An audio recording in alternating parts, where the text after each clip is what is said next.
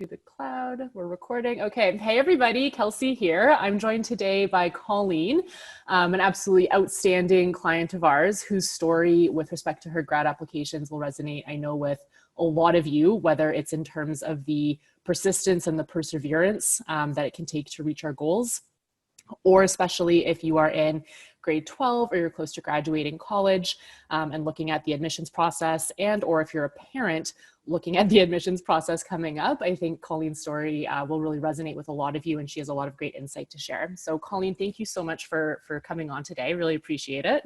Oh, no worries. I feel like I'm on a podcast. I feel extra. It is kind of like that without the visual, but yeah. So, okay. So Colleen, let's actually rewind a couple of years. Okay. Tell us, so you graduated from university with what degree, what was the career path, and what were you looking at as far as your future? So I graduated from Wilfrid Laurier University in the June of 2019 with a honors Bachelor of Arts, Archaeology and Heritage Studies. And my big goal was essentially to dig in the dirt and have a good time as a CRM archaeologist working in the field in Ontario. But in order to continue the path that I had wanted, like I want to walk, I needed to get my master's degree. And in order to do that, I had to face that scary application process, and I needed help. So I came to you guys. Okay, I love it. That was a very concise synopsis. Yes. Okay, so before we connected, you had done the kind of grad app process solo. Can you tell us a bit about how that was for you? What were the challenges? What were the outcomes? Just kind of walk us through that experience. So I actually applied, that would have been 2 Christmases ago. So that would have been Christmas of 2018. And I was actually away on vacation with my family in Florida and decided, oh, you know what? I should actually apply for my master's program if I want to do that in the fall. And with 2 whole weeks left, I decided to tackle the entire thing by myself in a foreign country with unreliable Wi-Fi. And it was a great ripping roar of a disaster. I was stressed out. I was never 100% aware of the question. Like, they would ask you a question and I was always not 100% sure what the answer was. Like, they would ask you a question like, oh, well, if you're committed to this kind of degree, how will you explain it and why? And it's like, me want to dig in dirt, Colleen go boom boom with shovel. And it's like, that's not what I want to hear. So yeah, honestly, I was just stressed out. I wasn't making a lot of sense. And I just knew that in order to get what I wanted, I needed the master's degree. And I blew it extraordinarily, probably wasted $500, 2 weeks of my time, and just like everybody else's time. Like, my poor mother is like, how come you don't want to come out to the beach? And I'm like, I have to make the grad application. And it was again a great rip and roar of a disaster. So I'm glad I didn't do that again by myself. Wow, no, that paints such a vivid picture. You are a wordsmith. That sounds extremely stressful and terrible, especially the time constraint there. Wow. But I get the whole, like, if you saw that already, kind of like the writing on the wall of, I know I'm going to need this particular degree if I want to get to where I want to get to. And then just that need to, okay, let's do it. But obviously that was, as you said, didn't have the best experience with it. And what was the outcome of that round? How many schools did you apply to? I applied to 2. I applied to the University of Western Ontario and Trent University in Peterborough, and got 2 very succinct and to the point emails that said, oh, no, thank you. And it's like, okay, I'll just take my bruised ego to the corner and cry and go on with my life.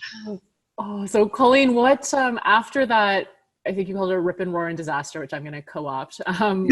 What did that look like for you afterwards? So you went on, you finished your degree, and then what were you facing in terms of, you were still digging in the dirt after you graduated? So I actually went back to school for another year because it was 2 more semesters because I had no idea what I was doing, and actually took the time, sat myself down and was like, okay, you know what? I think that I'm going to just have a good time with these last 2 semesters. I'm going to take history courses that aren't going to do anything for my degree, but I'm having a good time, and just breathe and live with my cat. And I was okay with that. That summer afterwards, after I was out of school permanently, so this past summer, I actually spent an entire season with an amazing group of people digging in the dirt, getting muddy as all heck, and like just having a good time and breathing. And then when the time came again that it's like, okay, you know what, I got to apply to grad school, that's when I reached out to you guys.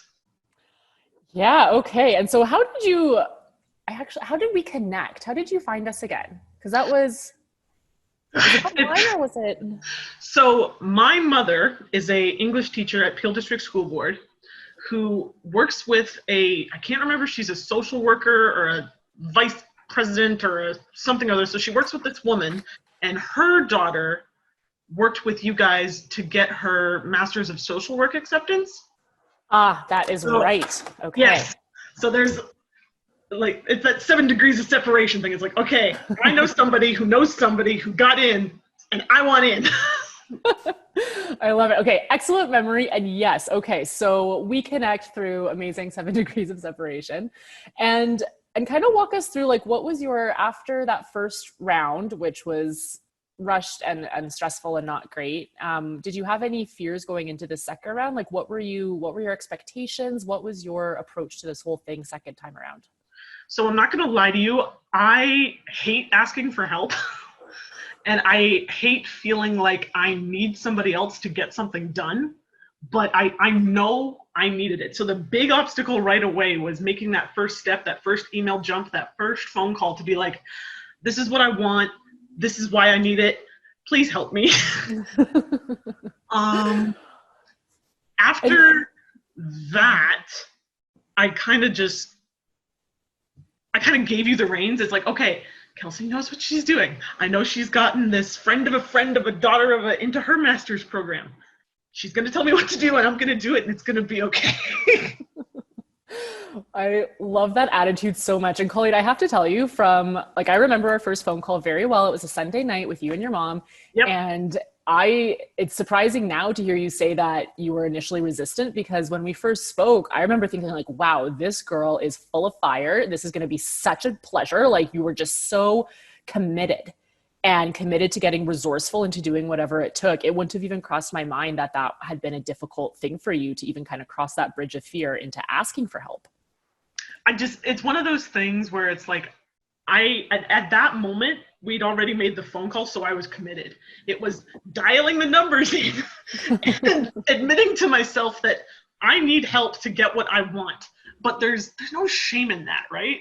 So it's like, okay, I know somebody who can help me, and I need them. Mm-hmm. And that's how you came into my life. Yeah, that's so important. And if it's all right with you, I want to just spend a minute there, because so many, honestly, it's a lot of students, but even some parents also, like, there's so much stigma attached with seeking support or getting a professional or whatever. Mm-hmm. And I get it on the one hand, but on the other, it's like, not everybody is going to be an expert professional in everything that they want to achieve in their life. It's like thinking that like a professional athlete could, become NHL caliber on his own. Like, it's ridiculous. So for you, like, what was it that you wanted your dream more than you were afraid of asking for help? Or like, what kind of mental tools or tricks did you use to be okay with it, if any? Okay. It's actually really embarrassing because it's not. So I got into my undergrad wanting to be Indiana Jones, and I left and he's not an archaeologist, so don't even get me started. And I left my degree wanting to work with and meet Owen Beatty, who is the guy who found and is currently excavating the ships, the HMS Erebus and the HMS Terror. Oh my gosh. Yeah, and I got very lucky in my final year, and my prof got to get on a video call with him while we were in class, and there's this moment where I lock eyes with him, and it's like, oh my God, I want to work with you. Now, unfortunately, he's sponsored by an American university, So that would have made my entire life much more complicated and much more expensive. But if I could speak to this man as a colleague and not as an undergraduate going, "Senpai, notice me," then it would be like, that was my dream. That was what I wanted. And there were, at that point in my life, there were very few things I wanted more than, one, to get my master's degree, and two, to get out of my parents' house. So I knew what I wanted. I knew what I had to do. So I put on my my grown-up pants and I sucked it up. Wow, those are two extremely powerful incentives, working with like the dream squad, so to speak, and getting out of your parents' house. Wow, Like, don't okay. get me wrong, I love them, but they're getting on my nerves. Hey, there's a time and a place for everything, Colleen. I hear that loud and clear. Okay, so we connect. You've overcome this fear, which is actually really, really cool and interesting to hear about after the fact. And we dive in. So just tell us, like, what was the experience like? Was there anything that you found? Like, was it kind of what you expected? Like, was there anything surprise? Like, just tell us about that initial experience of kind of diving into the second round. How was it different than the first one? I was supported, and not that my parents weren't supportive the first round, but I had somebody who I knew was in my corner and wanted me to do it, and wanted it almost as bad as I did. So that was one thing. The next thing up is that you started from the absolute bottom. We didn't jump right into like questionnaires and test scores and essay writing and all that. We started with that strengths, values, and passions session. Yeah. Whenever I'm having a rough day, I go back to that and I'm like, oh, look at this. I can do this. I can do this. And it's just something that, as somebody who's kind of always struggled with not really knowing, it's like, oh, I know I'm passionate, but like, what about specifically? And then now I have this lovely little Word doc or Google Doc that's like, well, you're good at this, and you're good at this, and you like this, and you're having a good time, and like that kind of foundational stepping stone was what I needed and couldn't do in 2 weeks the first time. Wow. So it's that, I love that it's an anchoring point for you even outside the process. Cause I mean, at the end of the day, the way that we always approach the apps is like, who are you, right? What is your best authentic self? And to do that, like having you kind of lead that introspection and come up with that, it's I'm so happy to hear that it's something that has been of like sustainable value, but it makes sense because that's really the whole purpose of it in the first place. That's what makes for a strong sense of self, let alone a strong application, right? Well, that's the other thing too, is that I just wanted to get in, so I was ready to steal, cheat, and lie. which we did none of for all of the listeners. No, absolutely not. But I was ready to like throw up this wall, this farce of I am this lovely person who likes to do this, this, and this while I sip tea and scrape dirt off of bones, and that's not who I am. So on the second round, I was so much ready to go, hi, my name's Colleen. I like old pots. Can we be friends and can I dig for you? It got me in. Yeah. So spoilers. So we do this whole awesome process, and it was, I mean, obviously we looked at the strategy, but Colleen, you put in the work, like you did everything so beautifully. We did all of our rounds, we did all of the organization, all that good stuff. So let's, can you tell us so I know I'm aware of one offer, but tell us overall what's happened since we finished and submitted everything. So since we submitted 3 applications to, again, the University of Western Ontario, to Lakehead University at the Thunder Bay campus, and it's MUN, Memorial University of Newfoundland, I have had 2 acceptances, Lakehead, one at Memorial, and I am locked and loaded, and I'm going to Memorial in the fall. But before that, I've been offered a teaching assistant position at the field school, if it runs this summer, in Saint-Pierre-et-Miquelon, just off the coast of Newfoundland, and they're going to have me sorting and cataloging and doing what I'm good at. I'm so excited. Colleen, oh my God. Wow. I'm so happy for you. Are you kidding? That TA position? Yep. Holy crap. Is this okay? I'm floored, and so you so deserve this. This is so well earned. There is nobody.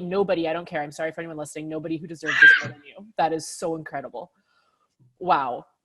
Wow. So okay. So memorial, you've got this TA-ship. What exactly is that? Can you share more about it? Like, and how did this come about? They just offered it to you based on your So, application, or was it other stuff? as I understand it, which the woman I speak with, her name is Dr. Catherine Lozier, and her first language is French. My first language is English. So there is, I don't want to say there's a language barrier because she speaks fairly good English and I speak fairly good French, but every once in a while there's a concept that doesn't quite make the jump. So as I understand it, the graduate students get funding and they get offered a TA-ship as well. So you're not, spending your money on going to the bar and having a good time. You're spending your TA money on that instead of the funding that you should be using for your research. Wow. Yeah. Yes. Okay. So that is incredible. The TA-ship for the grad school, all good. As far as the actual work that you'll be doing, was this what you'd had in mind and anticipated, or was this like kind of just a bonus extra? I know the field school is an extra. The TA-ship will come again in the fall semester. But the field school, like, I don't know if she spoke with the man that I did my field school under, Dr. John Triggs, but he knew before I went to his field school, because I worked in his lab a little bit, that I had teeny tiny Montessori school writing and was good at remembering numbers. So I don't know if he's speaking with Dr. Barry Galton, one of my other supervisors, or if he's speaking directly with Dr. Lozier, but somebody there somewhere knows that Colleen's got tiny writing and she can remember numbers, and they're going to put me in charge of cataloging and labeling anything that comes out of the ground during this field school. Oh my gosh, which is literally your wheelhouse. So basically you're putting into practice your strengths, values, passions. You're getting to live that out starting this summer. Yes. If the field school runs, which my fingers crossed it is, because that means I can fingers and toes. Yeah.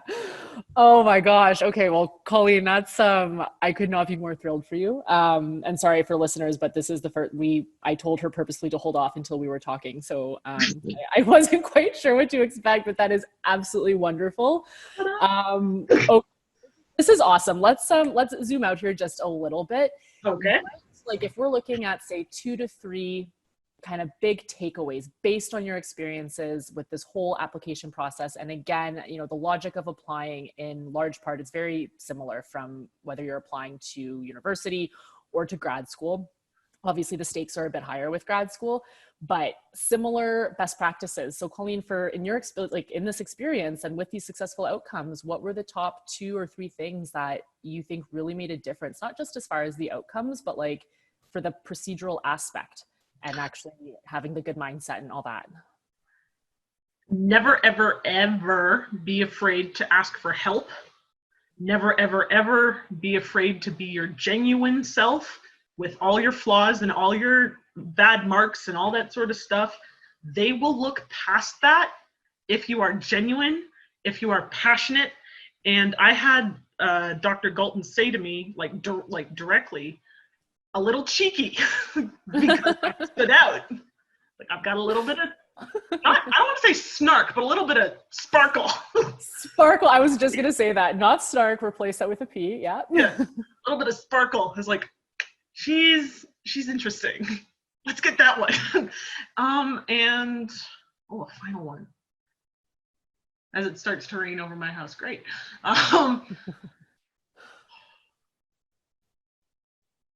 You're in the same sort of vein as don't be afraid to ask for help. Never be afraid of establishing what it is and finding your safety net. So a lot of these sessions I've come away with, I don't want to say overwhelmed, but just whelmed. There was a lot of information thrown at me very quickly, and I had a lot of stuff to do, but I was completely ready to do, ready to go. But in the time immediately after our sessions, I needed to sit down and play video games for an hour and just sort my life out. Mm-hmm. So yeah, find your safety net. Don't be afraid to ask for help. Don't be afraid to be genuine and sparkle just a little bit. Oh, I love all of those. Actually, all equally for different reasons, but especially that third piece. Well, first of all, the authenticity is absolutely everything. But the safety net, I love that too, because that even goes back to what you said earlier about after kind of the first round, you had a little bit of time to breathe. Yes. But incorporating, like keeping that incorporated, even when and especially when things could get stressful, is the antidote to going from whelmed and productive to overwhelmed and like going down a rabbit hole. And Um, drinking too much Diet Coke and eating too much ice cream. yeah, exactly, exactly. So that's so important. Just carving out time to have some bandwidth outside of, you know, even if that is your goal and your dream and the immediacy at hand, to not let it consume you. I Yes. love that. That's so brilliant. Yeah. And you guys, that applies like just for standard, even academics, performance in class, taking that time away. And that's why we see even honestly, like high school, university, like extracurricular, like, or whatever it is, yoga, meditations, anything that you're doing outside of the actual thing that you want to get done actually helps, as long as you've got that proper strategy and support. That's awesome, Colleen. Okay, wow. So I am cognizant of our time and I realize we've been almost 25 minutes, so we'll start to wrap up. Um, is there any other final things, advice, hints, just anything at all that you would tell our audience, whether it's for students or for parents? Because I know your parents, well, your mom, who I spoke with, was really supportive Yeah. with the whole thing. But anything final that you wish you would have known or that we haven't covered explicitly as a final takeaway? Don't be afraid to network, and don't be Oh. afraid to name drop. Oh, I love both of those. Can you speak briefly to each? So networking, you go like whether you're going to you're onto graduate school or onto university or college, there will be times where your department or your class will everybody will put aside time to go to the bar and have a couple drinks with the profs or have tea with the profs. And I cannot stress enough that you need to go to those, because it's one thing to be a name on a class list, and it's another thing to have a name attached to a face attached to ability. Wow. Yes, absolutely well said. Not a single thing to add. That is so true. That is so true. And as far as name dropping, that kind of goes with networking. I was not afraid to say the names of my profs, my TAs, like whoever left a lasting impression on me and could put a foot in the door. I dropped that name like it was a hot potato. It's like, oh yeah, John Triggs, Bonnie Glencross, Duncan Williams, Gordon Downey, Wayne Carlos. It's like, do you know any of these people? And I was lucky enough that Dr. Barry Galton knew John Triggs and Duncan Williams, and Duncan Williams was my TA in my first year. And as I applied, he was just finishing and defending his graduate thesis. Oh, wow. So, Wow. yeah, he won't remember me. He has no idea who I am. But I knew him and I remembered him because he was kind of good looking. But but the second that Dr. Barry Galton is like, oh, she knows Duncan. Oh, she knows Dr. John Triggs. Oh, hey, who are you? What can you do? Let's talk. And we talked and I got it. Yeah. Oh, I love that so much. And you guys, networking, it can have such a bad stigma also, or like a dirty reputation or like something skeezy, but networking done properly, like what Colleen, like what you've just outlined, it's being resourceful. It's just a literal example of how you're being resourceful and how you are developing genuine relationships with other people, right? Like that's at the end of the day, that's what it is. And that's what, you weren't manipulative about it or shitty about it. Like you just were honest, your authentic self, and using what you had literally in as far as the resources go, with obviously fantastic outcomes. Okay. Okay, well, Colleen, thank you so much for sharing that. So many gems in there. I'm going to have to like re-listen to this call before I post it to get them all down. But you guys, if you're listening, if you have a big transition coming up, or if you're just, you have a big goal you want to achieve, you're not sure how, do what Colleen did. Colleen, the first step to achieving her dream that she's literally going to be living this summer and into her grad program, was to book a call to talk about whether or not there is help to facilitate that goal achievement and to make it a reality and to make the process not crazy suck. So I'm going to post a link right here to book a call if that's you.